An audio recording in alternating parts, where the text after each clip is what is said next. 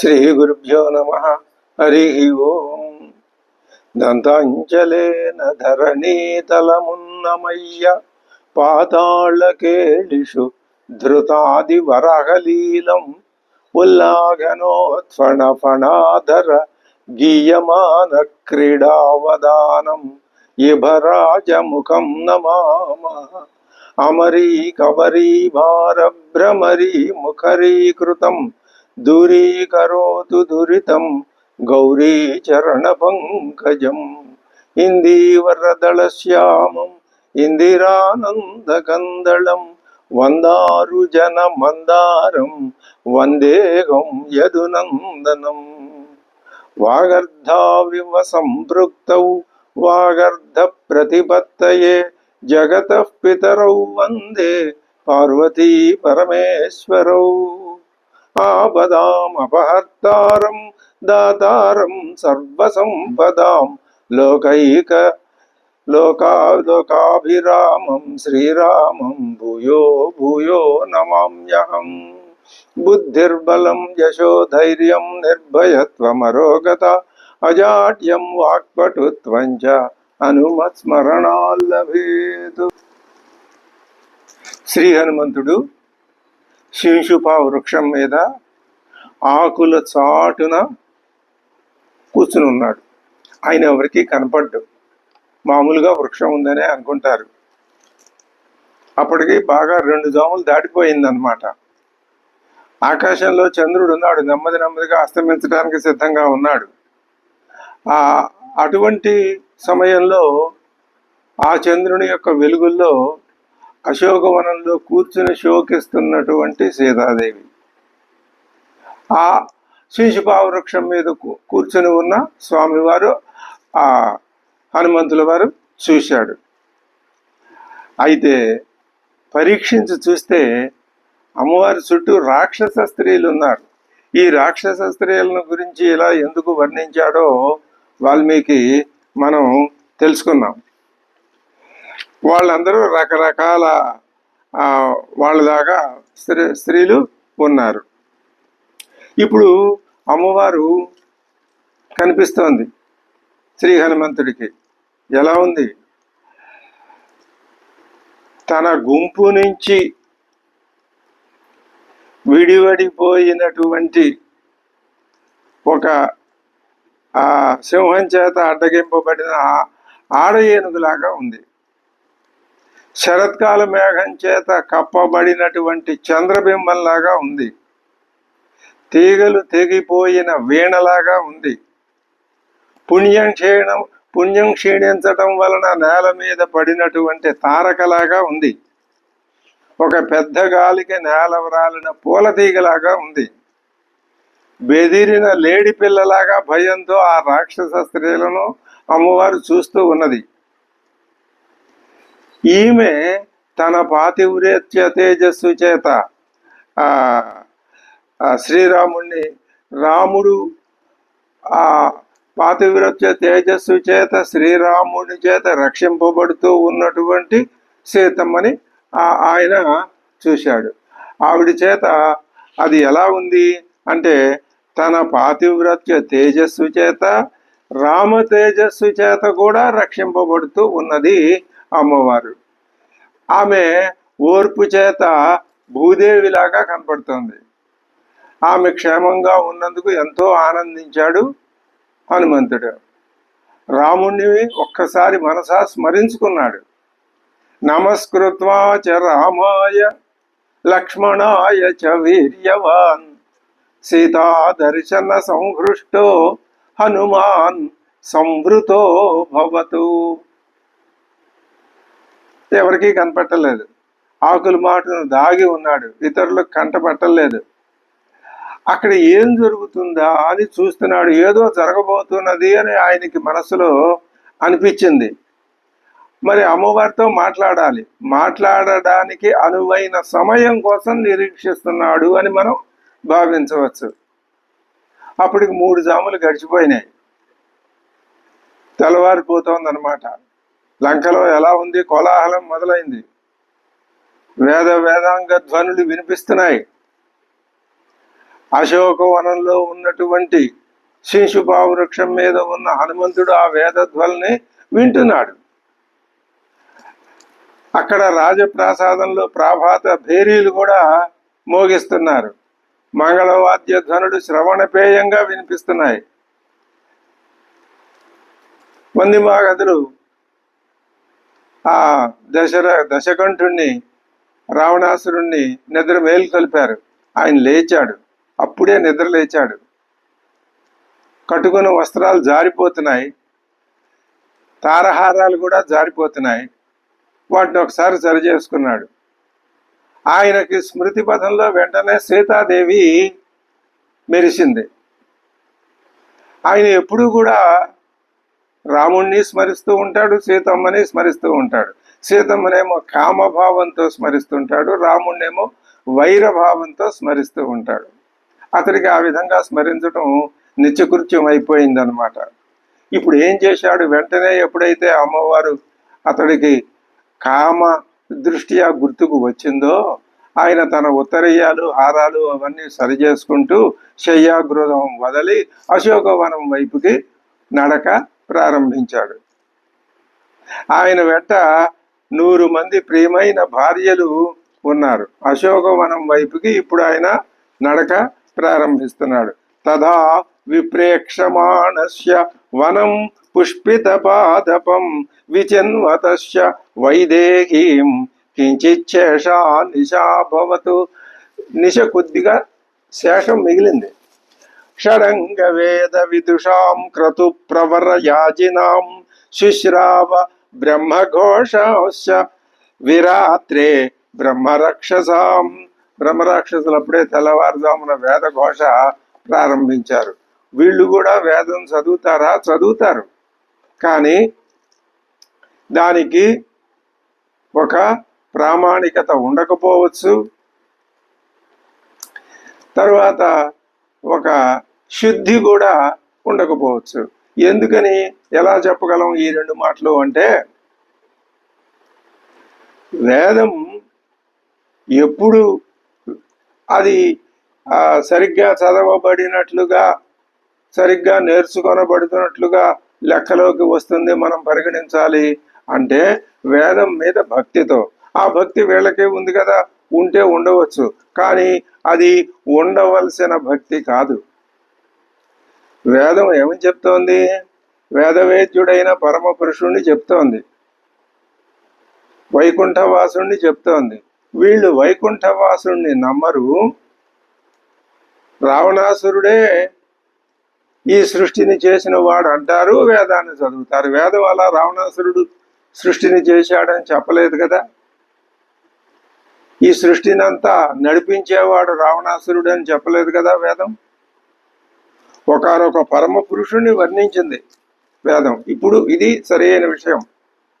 వేదం ఏం చేసింది? ఒక మహాపురుషుణ్ణి, వేదవేద్యే పరే పుంసి, పరమ పురుషుడు, ఆ పరమ పురుషుడిని వర్ణించింది వేదం.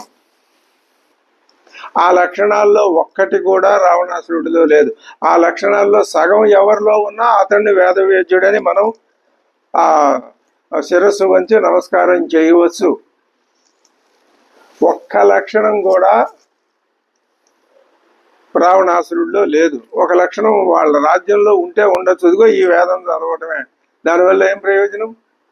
కాబట్టి ఇప్పుడు అధ మంగళవాదిత్రై శబ్దై శ్రోత్ర మనోహరై ప్రాబుజ్యత మహాబాహు దశగ్రీవో మహాబల.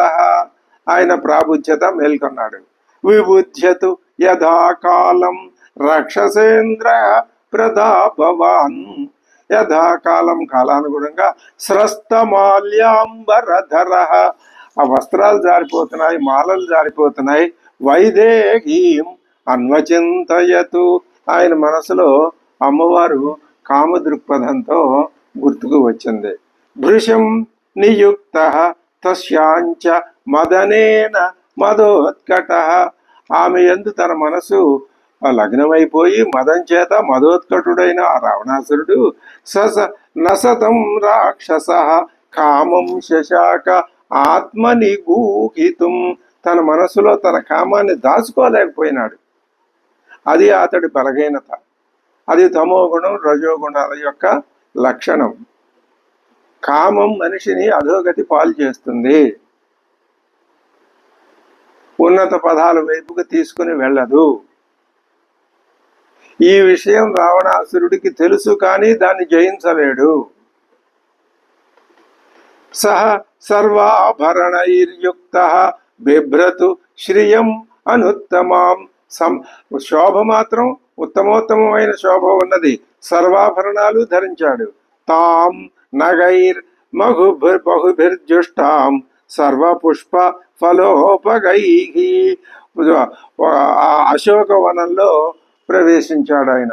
అనేక రకాలైన వృక్షాలు, పుష్పాలతో కూడిన వృక్షాలతో ప్రకాశిస్తున్నటువంటి ఆ నగైర్ బహుభిర్జుష్టాం సర్వ పుష్పఫలోపగై వృతాం పుష్కరిణీభిశ్చ. పుష్కరుణులు తటాకాలు ఉన్నాయి. నానా పుష్పోపశోభితాం, అనేక రకాలైన పువ్వుల మొక్కలు, చెట్లు, లతలు. సదా మదైశ్చ విహగైః సదా మదైశ్చ విహగైః విచిత్రాం పరమాద్భుతాం. పక్షులు. ఈహ మృగైశ్చ వివిధైః జిష్టాం దృష్టిమనోహరైః వీధీః సంప్రేక్షమాణాశ్చ మణికాంచన తోరణాః. అక్కడ అది ఎలా ఉంది? అద్భుతావహంగా చక్కని చూపులు గల వివిధాలైన క్రీడా మృగాలు, ఈహా మృగా, అనేక విధాలైన మృగముల గుంపులు ఆయా వృక్షాల నుంచి రాలి కింద పడిన ఫలాలతో నేలంతా నిండిపోయి ఉన్నది. నానా మృగ గణాకీర్ణాం ఫలైః ప్రపతితైర్వృతాం అశోకవనికామేవ ప్రావిశతు సంతతద్రుమాం. ఎప్పుడూ వృక్షాలతో నిత్యం నవనవలాడుతూ ప్రకాశించేటటువంటి అశోకవనంలో ఆయన ప్రవేశించాడు. ఎందుకని అక్కడికి? అమ్మవారిని అక్కడే ఉంది కదా. అంగనాశతమాత్రంతు తం వ్రజంతమనువ్రజం. ఆయన వెంట 100 మంది స్త్రీల సమూహం, పటాలం బయలుదేరింది. మహేంద్రమివ పౌలస్యం దేవగంధర్వయోషిత. అది ఎలా ఉంది అంటే, దేవకన్యలు, గంధర్వ స్త్రీలు దేవేంద్రుని అనుసరించినట్లుగా ఉన్నది. దేవేంద్ర వైభవంతో ఆయన తరలి వస్తున్నాడు. దీపికా కాంచనీ కాశ్చిత్ జగృహు తత్ర యోషిత. కొందరు యువతులు బంగారపు కరదీపికలు పట్టుకున్నారు, మరికొందరు విసనకర్రలు పట్టుకున్నారు. వింజామరుల చేతబూని ఆయనకి గాలి వీస్తున్నారు. కొందరు బంగారు పూర్ణ కుంభాలతో ముందు నడుస్తున్నారు, మరికొందరు ఖడ్గాల్ని పట్టుకున్నారు, మరికొందరు ఆస్తరణాలు, కూర్చోవటానికి కుర్చీలు లాంటివి. ఆయన ఎప్పుడు ఎక్కడ కూర్చుందాం అనిపిస్తే అక్కడ వీళ్ళు ఆ ఆసనం వేస్తారో ఏమో. ఆయన వెనక కాంచనైరపి భృంగారై బజహృహు సలిలమగ్రత మండలాగ్రాన్ భృశిశ్చైవ గృహ్యాన్యాః పృష్ఠతో యయుః. మరొక అంగన మద్యంతో నిండిన రత్న ఖచ్చిత పాత్రను కుడి చేతితో పట్టుకుని ముందు నడుస్తోంది ఆవిడ. కాచిద్ రత్నమయీం స్థాళీం పూర్ణాం పానస్య భామిని దక్షిణేనైవ తదా జగ్రాహ పాణినా. ఇంకొక అంగన రాజహంస వలె స్వచ్ఛమై నిండు చంద్రుని వంటి కాంతి కలిగిన బంగారు దండం గల వెల్ల గొడుగుని చేత్తో పట్టుకుని ఆయన మీద ఆ గొడుగుని వహించి నడుస్తూ ఉన్నది. ఆయన ఆ గొడుగు నీడలో ఉండేటట్లుగా.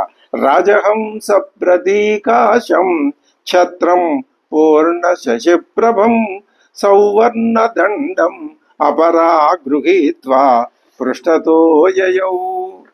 అప్పుడు ఆ మిగతా 100 మంది సతులు ఉన్నారుగా, వాళ్ళంతా ఇంకా పూర్తిగా నిద్ర మేల్కోలేదు. నిద్రమత్తుతో కళ్ళు మూతలు పడిపోతూ ఉంటే, ఆ నిద్రమత్తు మద్యం మత్తుతో ఎలా ఉంది అంటే, మెరుపు తీగలు మేఘాన్ని వలె, మెరుపు తీగ ఎలా మేఘాన్ని అనుసరిస్తుందో వాళ్ళు నిద్రామద పరీతాక్ష రావణస్య ఉత్తమా స్త్రియః అనుజగ్ముః పతిం వీరం ఘనం విద్యుల్లతా ఇవ.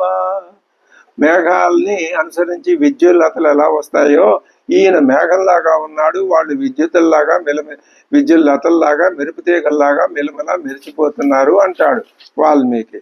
నవ్యావిద్ధ హారకేయూరాగా సమామృదిత వర్ణకాగా.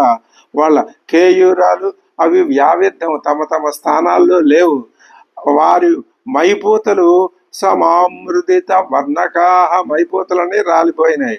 సమాగళిత కేశాంతాహ, కొప్పులని జారిపోయి ఉన్నాయి. సస్వేద వదనాహ, ముఖం మీద శ్వేత బిందువులు చక్కగా కనిపిస్తున్నాయి.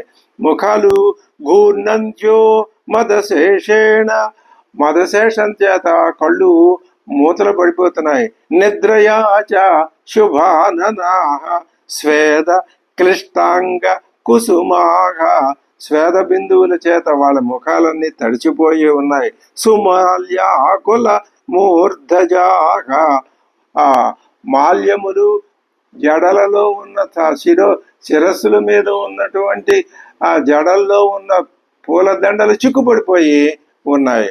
వాళ్ళకి మరి అటువంటి పరిస్థితుల్లో వాళ్ళు వెంట వస్తుంటే ఆ రావణాసురుడు ఆయన కామవశుడు అవటం చేత బుద్ధి మందగించి సీతాదేవి మీద ఉన్నటువంటి ఆసక్తితో మత్తుని కొలిపేటటువంటి మదించినటువంటి మత్తు చేత అటు ఇటు తూలి పడిపోతూ ఉన్న నడకలతో సచ కామ పరాధీన పతిస్తాసాం మహాబల సీతాసక్తమనాగ మందో మదాంచిత గతిర్బభౌ.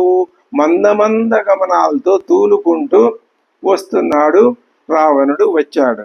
తతః కాంచీనినాదంచ నూపురాణంచ నిస్వనం, మొలనోళ్ల గలగలలు, నూపురముల యొక్క అందెల రవళులు, శుశ్రావ పరమస్త్రీణాం సకపిర్మారుతాత్మజ, ఈయన హనుమంతుడు విన్నాడు. తం చ ప్రతిమ కర్మాణం అచింత్య బల పౌరుషం, అప్రతిమ కర్మాణం, దుస్సాహసాలు చేయడంలో రావణాసురుణ్ణి మించిన వాడు లేడు. అచింత్య బల పౌరుషం, అమిత బలపరాక్రమశాలి. ద్వారదేశమనుప్రాప్తం, అశోకవన ద్వారదేశం దగ్గరికి వచ్చాడు. ఆ రావణుణ్ణి చూశాడు. దదర్శ హనుమాన్ కపిః దీపికాభిరనేకాభిః సమంతాదవభాసితం, చుట్టూ అనేక దీపాలు బ్రహ్మాండమైనటువంటి వెలుగుల్ని ఏనుతున్నాయి. గంధ తైలావసిక్తాభిః ధ్రియమాణాభిరగ్రత, తైల దీపాలు చక్కటి వెలుగుల్ని వెదజల్లుతున్నాయి. కామదర్ప మదైర్యుక్తం జగ్మతామ్రాయ దేక్షణం సమక్షమివ కందర్పం అపవిద్ధ శరాసనం. అతడు ఏం చేశాడు అంటే అతని విశాల నేత్రాలు కుటిలంగా ఎర్రబడి ఉన్నాయి. అతడి ధనుస్సును ధరించక సమక్షంలో నిలిచిన మన్మధుడిలాగా ఉన్నాడు. అపవిద్ధ శరాసనం, బాణాలు లేవు కానీ మన్మధుడిలాగా ఉన్నాడు. మధింపబడిన అమృతపు నురుగు వలె స్వచ్ఛమై నిర్మలమైన అతని ఉత్తరీయం జారి కేయూరంలో చిక్కుకున్నదట. మధితామృత ఫేనాభం అరజో వస్త్రముత్తమం సలీలమనుకర్షంతం విముక్తం సక్తం అంగదే తం పత్ర విటపేలీన పత్ర పుష్ప ఘనావృత. హనుమంతుడు ఎవరికి కనపట్టలేదు. ఆయన చుట్టూ ఏమున్నాయి? ఆకులు, పువ్వులు, తర్వాత వాటి అధిక సంఖ్యలో ఆవరించి ఉన్నాయి. వాటి మధ్యలో ఉన్నాడు ఆయన. సమీపమివ సంక్రాంతం, దగ్గరికి వచ్చాడు. అతనిని పరికించి నిత్యాతుముపచక్రమే, చాలా పరిశీలనగా చూశాడు. అంతకుముందు నిద్రపోతున్న రావణాసురుణ్ణి చూశాడు. ఇప్పుడు మదోన్మత్తుడై ఉన్నటువంటి రావణాసురుణ్ణి చూస్తాడు. తర్వాత సభాభవనంలో పరాక్రమమత్తుడై ఉన్నటువంటి 3 సార్లు చూశాడు ఆయన. అవేక్షమాణస్తు తతో దదర్శ కపికుంజరః రూపయౌవన సంపన్నాః రావణస్య వరస్త్రియః. ఆ స్త్రీలను మళ్ళీ చూశాడు. తాభిః పరివృతో రాజా సురూపాభిర్మహాయశాః తన్మృగద్విజ సంఘుష్టం ప్రవిష్ట ప్రమదావనం. మృగమాల పక్షులు, మృగాల యొక్క కోతులతో, పక్షుల ధ్వనులతో నిండి ఉన్నటువంటి ఆ అశోక వనంలోకి, ఆ ప్రమదావనంలోకి ఆయన ప్రమదావనంలో ప్రవేశించాడు. ప్రమదావనమే సంతోషం కోసం మహారాజు నిర్మించుకున్న వనమే ప్రమదావనం. ఆ ప్రమదావనం అంటే అశోకవనంలో ప్రవేశించాడు. క్షీవో విచిత్రాభరణ, మదించి ఉన్నాడు.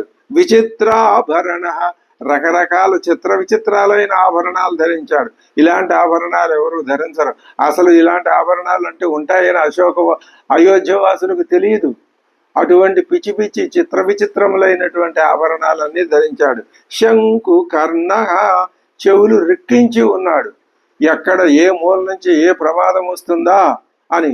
ప్రమాదం అక్కడే ఉంది, అది తెలియలా. ఇదంతటికి తెలియ అక్కడ హనుమంతుడు ఉన్నాడని అతడి యొక్క ఆ శక్తి, అతనిలో ఉన్నటువంటి ఆ పరాక్రమం కానీ, అతని యొక్క సహజమైన శక్తి కానీ చెప్పలేకపోయినాయి. ఎందువల్ల కారణం, అతడిని ఆవరించి ఉన్నటువంటి తమస్సు, రజస్సు, ఈ రెండు గుణాలే. మరి అదే హనుమంతుడు అమ్మవారితో మాట్లాడదామా అని అనుకుంటున్న సమయంలో ఆగిపోయాడు. ఎందుకు ఆగిపోయాడు? ఎవరో వస్తున్న అలికిడి అయింది. అది ఈయనకి ఎలా తెలిసింది? అది హనుమంతుని యొక్క, ఆయన ఆత్మతత్వవేత్త కాబట్టి ఆయనకు తెలిసింది.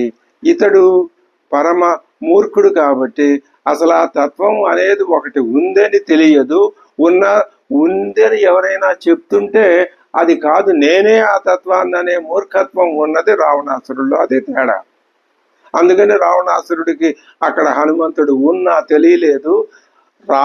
ఇంకా రాకముందే వస్తున్నారు ఎవరు అని కనిపెట్టిన హనుమంతుడిలో ఆ తత్వం స్పష్టంగా మనకి కనిపిస్తుంది. అది హనుమంతుడు రావణాసురుల మధ్యలో ఉన్నటువంటి భేదం. ఆత్మతత్వవేత్తకి, ఆత్మహనుడైన జనుడికి ఉన్నటువంటి భేదం అది. వృత పరమ నారీభి తారాభిరివ చంద్రమాగా. ఆయన చుట్టూ స్త్రీలంతా ఉంటే ఎలా ఉంది? నక్షత్రాల చేత చుట్టబడినటువంటి చంద్రుడి వలె ఉన్నాడు. అలా ఉన్నాడు. అటువంటి రావణాసురుని చూశాడు. రావణోయమ్మా బాహు ఇది సంచింత్య వానర. ఇంకా ఇంతసేపు అక్కర్లేదు, ఎప్పుడో కనిపెట్టేశాడు. అయన్ రావణ, ఇతడే రావణాసురుడు అని సంచింత్య, ఆలోచించి అనుకుని, వానర సోయమేవ పురాచేతే పురమధ్యే గృహోత్తమే. ఉత్తమమైన గృహం శయన మందిరంలో ఈయన ఇంతకుముందు శయనించి ఉన్నవాడు ఈతగాడే. అవప్లుతో మహాతేజ హనుమాన్ మారుతాత్మజ. ఆయన కొంచెం ఇంట్రెస్ట్, శ్రద్ధ పెరిగి ఆయన కొంచెం ఒక కొమ్మ మించి పై చిటారు బొమ్మ మీద ఉన్నాడు. కొద్దిగా కొమ్మల కిందకి దిగాడు. జాగ్రత్తగా పరిశీలించాలి. మరి ఆయన వచ్చింది అందుకే కదా, రామకార్యం అదే కదా. సతదాప్యుగ్ర తేజాసన్ నిర్ధూతస్తస్యతే. ఆయనే అసలు హనుమంతుడు మహాతేజస్సాలి. కానీ ప్రస్తుతం అక్కడ ఆ రావణాసురుడి తేజం ముందు ఆ హనుమంతుల వారి తేజం ఏమీ పనికి రావట్లేదు అంటున్నాడు వాల్మీకి. పత్ర గుహ్యాంతరే సక్త హనుమాన్ సంవృతో భవతు. ఇంకా ఆయన కనపడకుండా తనని తాను దాచేసుకున్నాడు. సహ తాం అసిత కేశాంతం శుశ్రూణీం సంహతస్తనేం దిదృక్షు అసితాపాంగీం ఉపావర్తత. రావణ ఆ సీతాదేవిని చూడదలుచుకుని ఆయన ఆవిడ సమీపానికి ఉపావర్తత, అమ్మవారి దగ్గరికి ఎదురుకుండా కొద్ది దూరంలో వచ్చి అలా నిలబడ్డాడు రావణాసురుడు. ఇప్పుడు అమ్మవారిని చూస్తున్నాడు అతడు. తస్మిన్నేవ తతః కాలే రాజపుత్రీ త్వనిందిత రూపయౌవన సంపన్నం భూషణోత్తమ భూషితం తతో దృష్ట్వైవ వైదేహి రావణం రాక్షసాధిపం ప్రావేపత వరారోగ ప్రవాతే కదళీయథ. పెద్ద పెనుగాలి వీచినప్పుడు ఒక అరటి చెట్టు ఏ విధంగా గజగజగజ వణికిపోతుందో అటువంటి ఆ రావణాసురుడు వచ్చి ఎదురుకుండా నిలబడేసరికి అమ్మవారు అతన్ని చూడగానే వణికిపోయినది. ఆచ్ఛాద్య వణికిపోయి ఏం చేసింది? ఇప్పుడు ఇక్కడ ఏం వర్ణించబోతున్నాడు వాల్మీకి? రావణాసురుడు. ఇంతకు పూర్వం మనం రావణాసురుడు అమ్మవారిని అపహరించి సంఖలో ఇరికించుకుని తీసుకుని వచ్చిన దృశ్యం చూశాం. అది అయిన తర్వాత ఇది తర్వాత దృశ్యం, ఇది ఇక్కడ చూపిస్తున్నాడు వాల్మీకి. అమ్మవారు అక్కడ కూర్చుని ఉన్నది, ఎదురుకుండా రావణాసురుడు ఉన్నాడు. ఈ రెండు అమ్మవారి యొక్క తత్వం, ఆ రావణ తత్వం రెండు దేనికి ప్రతీకలో మనం అనేక మార్లు చెప్పుకున్నాం. దేనికి ప్రతీకలు? అమ్మవారు విశ్వశక్తి, రావణుడు ఆత్మహనో జన, ఆత్మతత్వం తెలియని పరమ మూర్ఖుడు. పరమ మూర్ఖుడు అంటే అది మళ్ళీ అమ్మవారి దోషమే అవుతుంది. ఎందుకమ్మా ఆ రావణాసురుని అంత మూర్ఖుడిగా సృష్టించావు?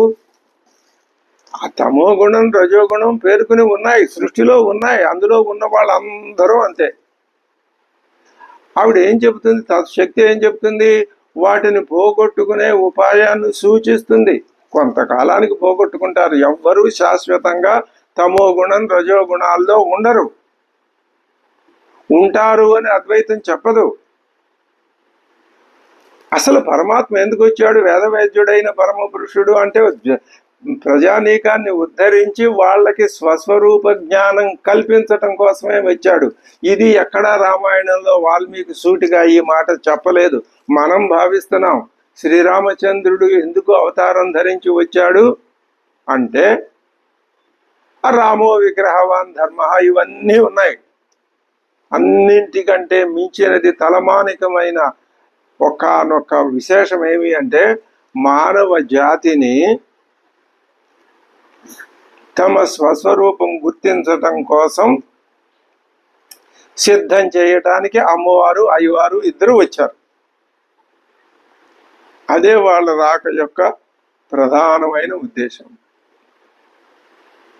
మరి అందరూని తీసుకెళ్ళలేదా అంటే తమోగుణం రజోగుణం క్రమంగా తగ్గుతాయి. ఆ రాముని బోధనలు ఎంతకాలం ఉంటాయో అంతకాలం మానవుల్లో ఈ మార్పు జరుగుతూనే ఉంటుంది.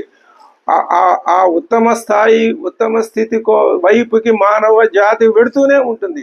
అది వెడుతున్నట్టు మనకు కనిపిస్తుందా? మనకు తెలియదు. మనం అందులో భాగంగా వెడుతున్నాం కదా. నది ప్రవహిస్తుంటే నీరు ఒకచోట ఆగిపోతుందా? ఆగదు, అలా వెడుతూనే ఉంటుంది. అదే అలా భావించాల్సిందే మనం. లేకపోతే అసలు ఈ సృష్టికే అర్థం లేదు.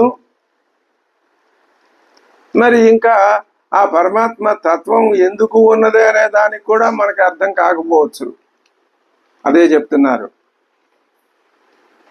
ఆచ్ఛాద్య ఉదరం ఊరుభ్యాం బాహుభ్యాంచ పయోధరౌ.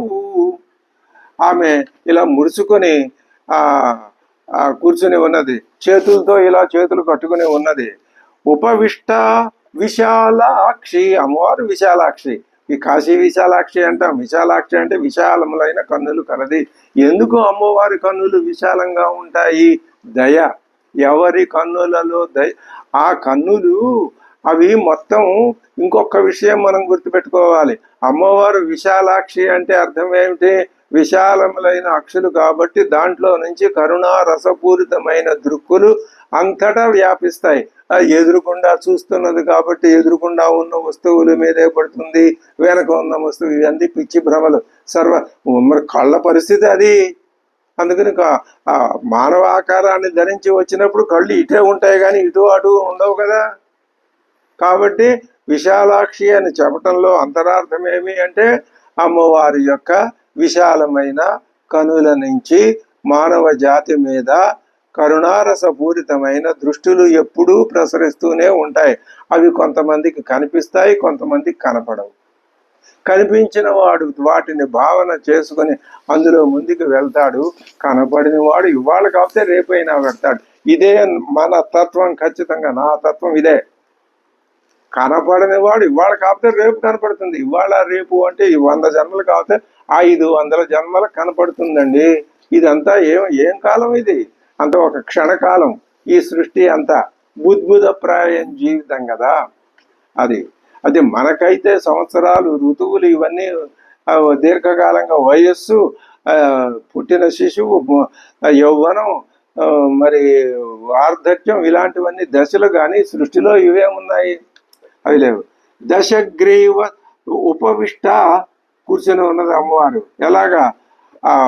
ఆచ్ఛాద్య ఉదరం ఊరుభ్యాం బాహుభ్యాంచ పయోధరౌ. అలాగా తనని తాను ఆచ్ఛాదించుకుని. ఎందుకని? ఇక్కడ మళ్ళీ కథ. స్త్రీ, వాడేమో కాముకుడు. కాబట్టి తన యొక్క దర్శనం అతడిలో కామభావాన్ని తగ్గించి భక్తి భావాన్ని పెంపొందించాలే తప్ప ఆ కామభావాన్ని మరింత పెంపొందించకూడదు. అందుకనే అమ్మవారు. అంతే తప్ప ఆవిడికేమి నిర్భయం. ఏమి? ఉపవిష్ట విశాలాక్షి రుదంతి వరవర్ణిని. రుదంతి, ఆమె విలపిస్తూ ఉన్నది. దశగ్రీవస్తు. చూడండి ఎంత సాభిప్రాయంగా ప్రయోగించాడు. దశగ్రీవుడు. గ్రీవం అంటే మెడ, మెడ మీద తల, తలలో ఇంద్రియాలు, కళ్ళు, చెవులు, ముక్కు, నోరు, స్పర్శ, ఇవన్నీ ఇక్కడ పంచేంద్రియాలు ఇక్కడే ఉన్నాయి.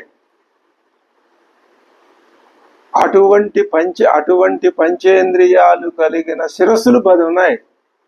ఒక శిరస్సు ఉన్నవాడికే ఈ పంచేంద్రియాల యొక్క ఆ ప్రభావం ఘోరమయ్యి దాంట్లో నుంచి బయటపడలేక గిలగిలా కొట్టుకుంటున్నాడు. అలాంటిది 10 తలకాయలు ఉన్నాయి. ఇంకా బయటపడటం అసంభవం. ఆ శరీరం, ఆ ఉపాధి రామబాణం చేత చిన్న భిన్నమై శిథిలం కావాల్సిందే. దాంట్లో నుంచి మళ్ళీ తరువాత రాబోయే జన్మ స్థితి, జన్మ అనే కంటే స్థితి కాస్త కొంచెం రావణ భావానికి అతీతమై రామభావానికి కొంచెం దగ్గరైన స్థితి. ఆ తర్వాత జన్మలో మరింత, ఆ తర్వాత జన్మలో మరింత. అలాంటి జన్మలన్నింటినీ గడిచి గడిచి గడిచి మనం ఈ జన్మకి రామభావానికి కొంత దగ్గరికి, ఎంత అంటే ఆ దూరం కొలిచే ఆ కొలత ప్రమాణం మన దగ్గర లేదు, కొలబద్దలు మన దగ్గర లేవు. రాముడికి దగ్గరలోనే ఉన్నాం, రామపాదాలకు దగ్గరలోనే ఉన్నాం అనుకోవటమే యోగ్యమైనటువంటి భావం. దశగ్రీవస్తు వైదేహీం రక్షితాం రాక్షసీ గణైహి. రాక్షస స్త్రీల చేత రక్షింపబడుతూ ఉన్నటువంటి వైదేహిని దదర్శ. చూశాడు రావణాసురుడు. ఆవిడ ఎలా ఉంది? వైదేహి. దీనాం దుఃఖార్తాం నావం సన్నామివాంబరే. సముద్రం మధ్యలో కొట్టుమిట్టాడుతూ ఉన్నటువంటి నావలాగా. ఈ పోలిక ఒకసారి కాదు 2-3 సార్లు చెప్పాడు ఆయన. ఇప్పుడు ఆ ఛేదింపబడిన ఒక చెట్టు కొమ్మ చెట్టు నుంచి వేరైపోయి భూమి మీద పడి ఉంటే ఎలా ఉంటుందో, అసంవృతాయాం ఆసీనాం ధరణ్యాం సంశ్రితవ్రతాం చిన్నాం ప్రపతితాం భూమౌ శాఖామివ వనస్పతే. అలా పడి ఉన్నది ఆవిడ. ఏ చెట్టు నుంచి ఈ కొమ్మని కొట్టేశారు? రాముడు అనే చెట్టు నుంచి. ఇద్దరు కలిపితే ఒకే వృక్షం, ఒకటే. మలమండన చిత్రాంగీం ధూళి ధూసరిత స్వరూపంతో ఉన్నది అమ్మవారు. మండనార్హాం అమండితాం. అలంకారాలకు తగినటువంటి ఆకృతి, కానీ అలంకారాలు లేవు. మృణాళి పంకదిగ్ధేవ. ఎలా ఉన్నది అంటే బురదతో లిప్తమై ఉన్న తామర తూడు వలె తేజోహీనంగా విభాతి విభాతి చ ప్రకాశిస్తున్నదా ప్రకాశిస్తున్నదా కొద్దిగా తక్కువగా ఉన్నది. సమీపం రాజసింహస్య రామస్య విదితాత్మనః సంకల్పహయ సంయుక్తై యాంతిమివ మనోరథై. ఆమె మనస్సు అనేటటువంటి సంకల్పం అనే గుర్రాల్ని పూని తన మనోరథాల్ని అశ్వాలుగా రథంగా చేసుకుని జగద్విఖ్యాతుడు రాజశ్రేష్ఠుడు అయినటువంటి శ్రీరాముడి చంద్రుని కాడకు వెళ్ళుచున్నదా అన్నట్లున్నది. మనస్సులో మనకి ఇది బోధ హితబోధ అద్భుతం. మనమేంటి అమ్మవారు ఏ విధంగా రాముణ్ణి మనస్సులో తపస్సుతో ధ్యానించుకుంటున్నదో ఇది మనకి గుణపాఠం, పాఠమే. ఏమంటున్నాడు అదిగో చెప్తున్నాడు, సంకల్ప హయ సంయుక్తై సంకల్పములననే గుర్రాల్ని పూంచారు. మనం కూడా రామ సంకల్పం, సీతారామ సంకల్పం కొంత, అది క్రమక్రమంగా సచ్చిదానంద స్వరూప సంకల్పం, ఆనంద స్వరూపం. ఆ ఆనంద స్వరూపంలో ఉన్నప్పుడు నేను అనే భావమే తప్ప నాది అనే భావం లేదు, ఉండదు. మరి ఎందుకు అంటున్నాము? లేదని చెప్పడానికే అంటున్నాం తప్ప నాది అనేది లేని నేను అనే భావం పరిణమిస్తుంది. దేంట్లో నుంచి? ఎదురుకుండా కనిపిస్తున్న సీతారాముల యొక్క విగ్రహాల నుంచి ఆ నిర్గుణ తత్వంలోకి మారేటటువంటి ఒకనొక క్రమ పరిణామ దశా విధానం ఇది. అది అలా ఉన్నట్లయితే అప్పుడు ఏమవుతుంది? ఇప్పుడు ఇది అంతటికీ మూలం దేని వల్ల వచ్చింది? ధ్యానం అంటే అదే సంకల్పం. సంకల్పమే మూలం ధ్యానానికి. పూంచి తన మనోరథాలనే రథంగా చేసుకుని ఆయన ఏం చేస్తున్నాడు? యాంతిమివ విధి ఎవరి యాంతి వెళ్ళుతున్నది ఎవరి దగ్గరికి? విదితాత్మనః రామస్య రాజసింహస్య సమీపం. విదితాత్మనః అంటే జగద్విఖ్యాతుడైనటువంటి ఆత్మజ్ఞాన తత్వ సంపన్నుడైనటువంటి రామచంద్రుణ్ణి తన మనస్సుతోటి చేరుకొనుచున్నదా అన్నట్లు. శుష్యంతీం రుదంతీం ఏకాం జనశోకపరాయణాం దుఃఖస్యాంతం అపశ్యంతి. అసలు ఆవిడ యొక్క దుఃఖానికి అంతం ఎప్పుడు ఎక్కడా కనబట్టలేదు. అంతమే లేదా? లేదు. ఒంటరిగా పరితపిస్తూ శుష్కించిపోయి ఉన్నది. వేష్టమానాం తదావిష్టాం పనగేంద్ర వధూమివ. మణిమంత్రాదుల ప్రభావానికి లోనైన సర్పంలాగా, వనగేంద్ర వధు ఆడు సర్పంలాగా. ధూప్యమానాం గ్రహేణేవ రోహిణీం ధూమకేతున. ధూమకేతు అనే గ్రహం చేత బాధింపబడుతున్న రోహిణి నక్షత్రం వలె. వృత్తశీల కులే జాతాం. ధార్మిక వంశంలో పుట్టినటువంటి అమ్మవారు ఉత్తమ శీలములు కలిగిన రాజవంశంలో, జనక రాజవంశంలో జన్మించిన అమ్మవారు ఆచారవతి ధార్మికే పునఃసంస్కారమాపన్నాం. అది ఆమె సంస్కార ఫలంగా, అంటే ఆమె పవిత్రమైన ఇక్ష్వాకు వంశంలో మెట్టింది. జాతామివ చ దుష్కులే అభూతేన అపవాదేన కీర్తిం నిపతితామివ ఆమ్నాయానాం అయోగేన విద్యాం ప్రసిద్ధిలామివ. అంటే పఠన పాఠనాలు లేకపోవటం చేత శిథిలమైపోయినటువంటి వేద విద్య వలె ఉన్నది. నిరాధారంగా వచ్చి పడినటువంటి అపవాదులకి వలన దెబ్బతిన్న కీర్తి వలె ఉన్నది అమ్మవారు. ఇంకా ఎలా ఉంది? సన్నామివ మహాకీర్తిం శ్రద్ధామివ విమానితాం పూజామివ పరీక్షీణాం ఆశాం ప్రతిఘతామివ. సన్నామివ మహాకీర్తిం. సన్నగిల్లిపోయినటువంటి కీర్తి వలె, అవమానానికి గురి అయినప్పుడు తగ్గిపోయిన శ్రద్ధలాగా, తగినంతగా పూజా ద్రవ్యాలు లేని పూజలాగా, నిష్ఫలమైన ఆశలాగా. ఆమె స్థితి తరిగిపోయిన ఆదాయంలాగా ఉంది. ఆచరణకు నోచుకోని ఆజ్ఞ ఉత్పాత కాలంలో మండుతున్న దిక్కువలే, పూజా ద్రవ్యాలు అపహరింపబడినప్పుడు భగ్నమైన పూజ వలె, నలిగిన తామర తూళ్లాగా, శూరులెల్లరూ నేల కూలిపోగా మిగిలిన సైన్యం వలె, చిమ్మ చీకట్లతో మతకబారిన కాంతి వలె, దాదాపుగా ఎండిపోయిన నది వలె, అపశృతులు అపవిత్రులు అడుగుపెట్టిన యజ్ఞ వేదిక వలె, చల్లారిపోయిన అగ్ని శిఖలాగా, రాహుగ్రస్త చంద్రగ్రహణం నాటి ఆ చంద్రబింబంలాగా నిస్తేజస్కయ్యాయి. ఒక ఏనుగు తన తొండంతో తామరాకుల్ని పద్మాల్ని పెకలించి వేస్తే అక్కడ జలపక్షులన్నీ భయపడి పారిపోతే శోభావిహీనంగా ఉన్నటువంటి పద్మ సరస్సులాగా, అభ్యంగనాది సంస్కారాలు లేక భర్తృశోకంతో పరితపిస్తున్నటువంటి సీతాదేవి ఈ చెప్పిన అన్ని ఉపమానాలతో పోలికగా ఉన్నది. అది వృధాగా ఎండిపోయిన నది వలె, కృష్ణపక్షం నందలి రాత్రి వలె కళ తప్పిపోయి ఉన్నది అమ్మవారు.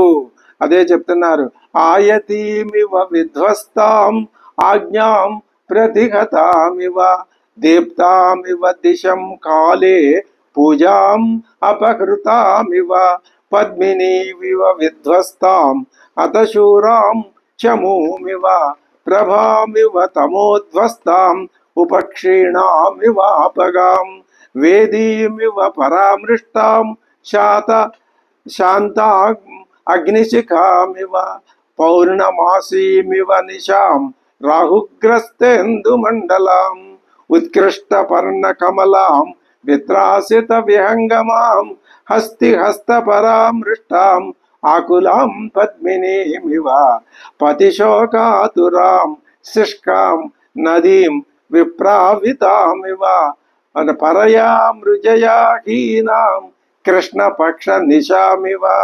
సుకుమారీం సుజాతాంగీం రత్నగర్భగృహోచితాం తప్యమానాం ఇవ ఉష్ణేన మృణాళీం అచిరోద్ధృతాం ఎండవేడికి కమిలిపోయిన తామర తూడు వలె, అప్పుడే పెకలించి వేయబడి ఎండ సోకిన తామర తూడులాగా వాడి వత్తలైపోయి ఉన్నటువంటి స్థితిలో, వేటాడే వాళ్ళు పట్టుకుని పోయే స్తంభానికి బంధిస్తే గజరాజుకు దూరం అవటం వల్ల మిక్కిలి దిగులతో నిట్టూర్పులు విడుస్తున్న ఆడు ఏనుగు వలె గృహీతాం ఆలితాం స్తంభే యోధపేన వినాకృతాం నిశ్వసంతీం సుదుఃఖార్తాం గజరాజ వధూమివ ఏకయా దీర్ఘయా వేణ్యా శోభమానాం అయత్నతః ఏకవేణీధర నీలయ నీరదాపాయే వనరాజ్య మహీమివ. వర్షాకాలం చివరలో నల్లని వృక్షాలతో కూడినటువంటి భూమిలాగా, ఉపవాసేన శోకేన ధ్యానేన చ భయేన చ, ఉపవాసాలు, శోకం, ఆలోచనలు, భయం, వీటన్నింటితో అమ్మవారు సంక్షుభితురాలై పరీక్షీణాం కృషాం దీనాం అల్పాహారాం తపోధనాం, తపోవ్రత నియమాలు పాటిస్తూ వాయుమాత్ర ఆహారంతో, అంతే అన్నాడు, అంతే, అల్పాహారం వాయుమాత్ర ఆహారంతో ఆయాచమానాం దుఃఖార్తాం ప్రాంజలిం దేవతామివ భావేన రఘుముఖ్యస్య దశగ్రీవ పరాభవం, ఈ దశరథుడికి పరాభవం జరగవలసినదే అని రామచంద్రుణ్ణి అభ్యర్థిస్తున్నట్లుగా సమీక్షమాణాం రుదతీమనిందితాం సుపక్ష్మతాం రాయత శుక్లలోచనాం అనువ్రతాం రామమతివ మైథిలీం ప్రలోభయామాస వధాయ రావణ ప్రలోభమాయామాస, అతడు ఏమిటి ప్రలోభ పెట్టసాగాడు, వధాయ తన యొక్క వధ, తన యొక్క అంతం, తన యొక్క మరణం సమీపిస్తున్నది కాబట్టి ఇక ఎంత తొందరగా తను అమ్మవారిని అవమానిస్తే అంత తొందరగా తనకు మరణం వస్తుందనే ఉద్దేశంతోనేమో అదే అనువ్రతాం రామం, రాముడిని అనువ్రత పతివ్రత పతి రాముడు అటువంటి మైథిలీం సుపక్ష్మతామ్రాయత చారులోచనాం సమీక్షమాణాం రుదతీం అనిందితాం. అటువంటి అమ్మవారిని వధాయ రావణ, సావు మూడిన వాడై రావణాసురుడు ప్రలోభయామాస, అమ్మవారిని ప్రలోభాలకి గురి చేస్తున్నాడు. ఏమిటి ఆ రావణాసురుడు పెట్టే ప్రలోభం అంటే, ఒకటే మనకి వాడు చెప్పకముందు ఒక ముక్కలో చెప్పేసి, రావణాసురుడు చెప్పకముందు నేను ఆచరించే ధర్మం గొప్పది, నా మార్గం గొప్పది, కాబట్టి నువ్వు నన్ను అనుసరించి నాకు వశమైతే ఏ విధమైనటువంటి అభ్యంతరం ఉండదు. అది రావణాసురుని యొక్క ఇందుకోసం అనేక రకాలైన యుక్తి ప్రయుక్తులు ఆ రావణాసురుడు ప్రయోగిస్తాడు. అవన్నీ ఏం చెప్తాడనేది తరువాత భాగంలో తెలుసుకుందాం. స్వస్తి.